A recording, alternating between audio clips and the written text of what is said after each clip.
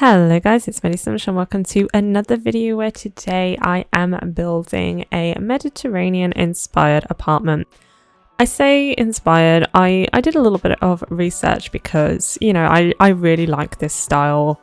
I save a lot of pictures on my Pinterest board, so I did do some research, but at the same time I don't live in a Mediterranean style house. It's not really my culture, so I'm not really much of an authority figure on saying what is Mediterranean style and what is not. So basically it was my inspiration. Not everything in this apartment is going to fit that style necessarily, but that was definitely the overall vibe that I was going for. And I really, really like this apartment. It is 920 Medina Studios. It is actually on the gallery. My origin ID is MediJ1996 if you want to download it.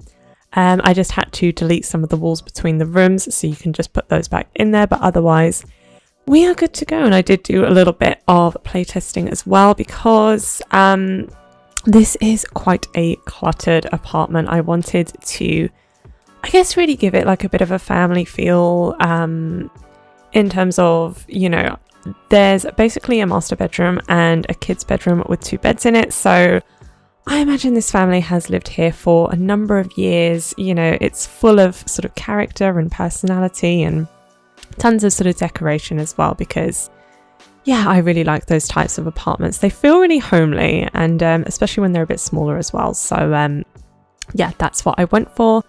And I mentioned in one of my most recent videos that one of my kind of problems is taking apartments and just always adding kind of 1 bedroom, 1 bathroom, even though there's definitely space for more of them. I don't know why. I think it's just because I prefer decorating other rooms like, the living room, kitchen, dining room, and then I don't really leave enough space for bedrooms.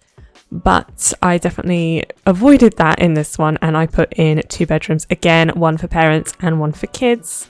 There's no real sort of personality in mind. That can be totally up to you. I think I did put a few things in the kids' room. So I put like a little creativity table and a violin as well. And there's some sports themed things in there as well. So when I do kids' rooms, I do typically tend to do a mix of personalities because I do think it's quite common in kids just to basically do a little bit of everything. So that's always kind of what I imagine. But in terms of the parents, there's nothing in particular in this build to kind of indicate what kind of personality they have.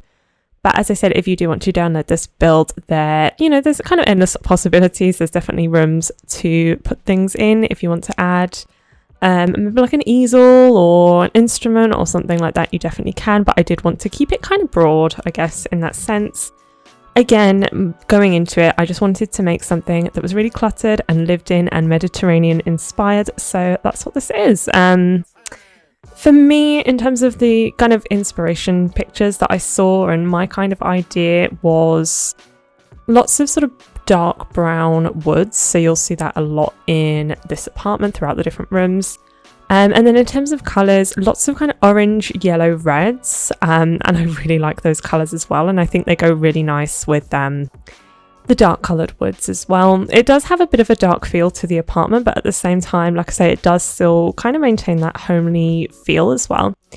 And then also in a lot of the pictures, the walls were white and then the furniture had a lot of different colour. Again, in sort of Mediterranean countries, I know a lot of the houses are white because it's so hot and, you need to kind of keep the house cool. So you can see I did go with a white wall, but it is one of the, I believe it must have come with City Living because it's one of the more not as nice walls. I don't know how to describe it. It's a little bit dirty. But again, my kind of idea was that the family who lives here has lived here for a very long time. So I think that's probably to be expected. And it is quite small. Maybe they don't have a lot of money, but they have, a really nice sort of relationship within the family. Everyone gets on really well. And again, they have a lot of really nice sort of life experiences, which is why there's just so much stuff around.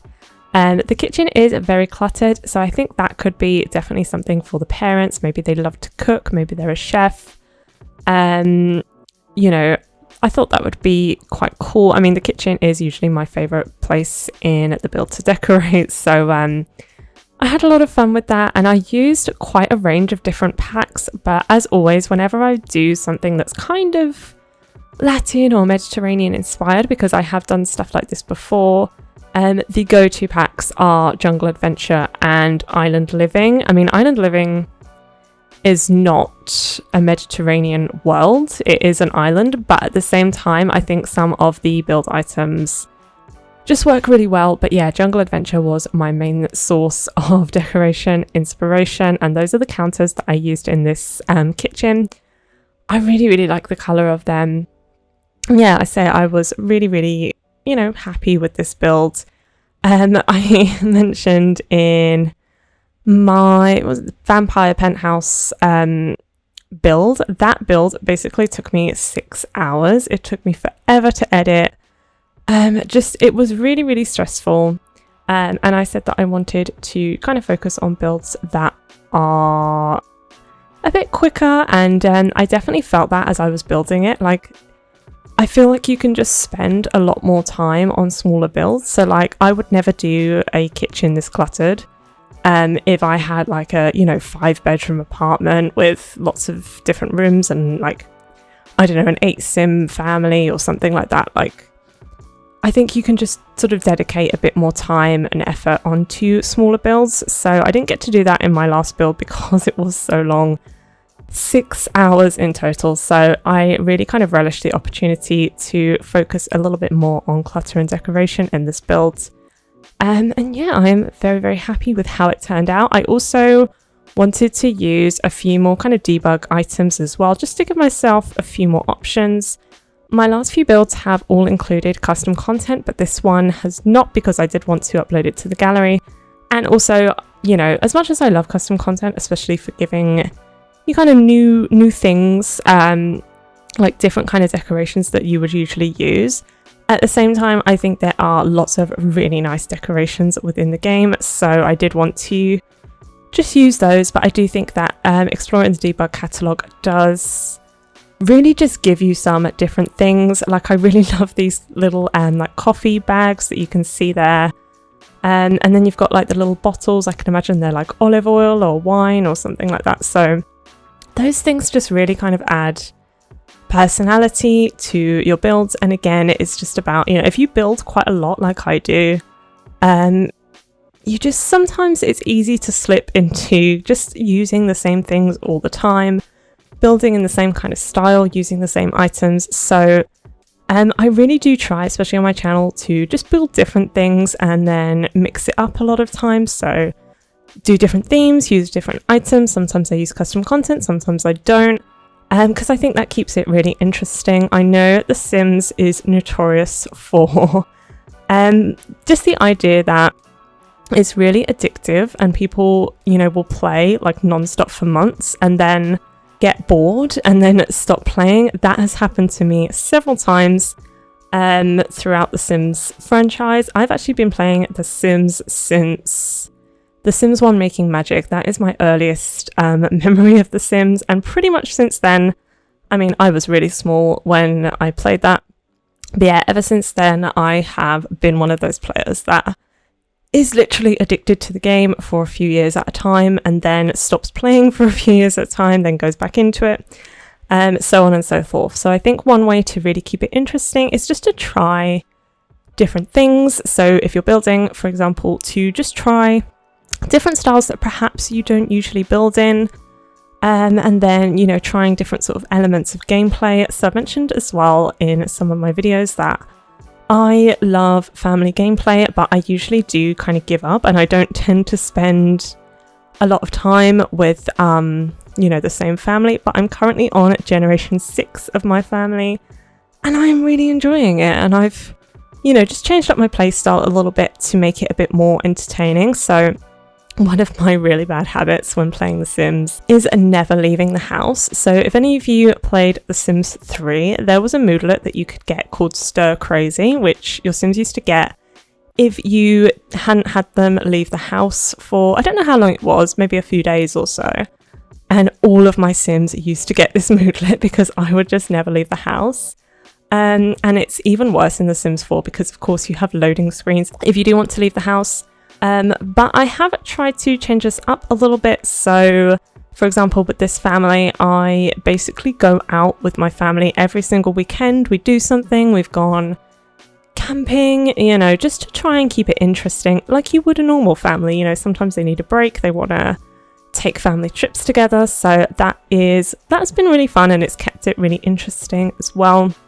So, yeah, I mean, I don't actually own, speaking of which, the bowling night stuff pack, but it's on sale at the moment, but it's $7.99 in UK pounds, when it's usually $9.99, but sometimes I've seen it on sale for $5.99, so I'm kind of waiting for that to happen. I imagine there's going to be like a big summer sale. I think there usually is with EA. So hopefully I can get it then. But just little things like that I think would be really cool for my family, just to go out like on bowling nights and things like that. So yeah, that's kind of my big tip for The Sims, is just to kind of like change it up a little bit, keep it interesting. Because sometimes, I mean, for example, it feels like we haven't had a pack in a long time, but I know we got the paranormal stuff pack. But yeah, it kind of just feels like there's not been anything new for a while, even though there has been. So I would love to have a bit more gameplay soon. I think there will be a pack announcement very soon. I don't know when. I don't know what. I know a lot of people are talking about Generations. But I feel like we've got Generations themed things sort of trickling over the last few years. So like bunk beds, the Parenthood pack, things like that. So I'm a little bit dubious, but that would be fantastic because, again, for family gameplay and just adding different things for your Sims to do, that would be good. I mean, like I say, The Sims is a game that you can get really addicted to, and then after a while, it can just feel like you have done everything within the game. So yeah, I think those kind of pack releases are, you know, going to be very much welcome within the community. But in the meantime, like I say, I do think just kind of changing up your playstyle a little bit, maybe building different things, creating different Sims with different stories can keep it interesting. So yeah, we are just going on to the parents' bedroom, and then after this, I think it's just the kids' bedroom. Again, it's got 2 beds. I used bunk beds, but I used the loft versions, so they've both got space underneath them. One has a desk and one just has clutter items. But I did play test them, and your Sim can get on top of the bunk beds, so that's all good. And I just wanted to say before I ended this video, just to share a struggle that I'm sure a lot of people are very familiar with if you do build in The Sims. One of my hugest frustrations is that the catalogue is really weirdly organised. Like, I really struggle to find things like, you know, between the debug catalogue, statues, kitchen clutter, general clutter, things like that, it's sometimes really difficult to find things, and it just makes everything like so much longer to do. Like, you have to search through multiple different categories, so that's really annoying. And I really found that in that build. I was flicking between loads of different things. You know, sometimes you have something in mind and you can't really find it in the catalogue, so that's really annoying, and I hope that that does change. I hope maybe they can update that or something, but we shall see. But yeah, I hope that you enjoyed this build. We are at the end now, so if you did enjoy this video, don't forget to like and subscribe, and I will see you in the next one. Bye!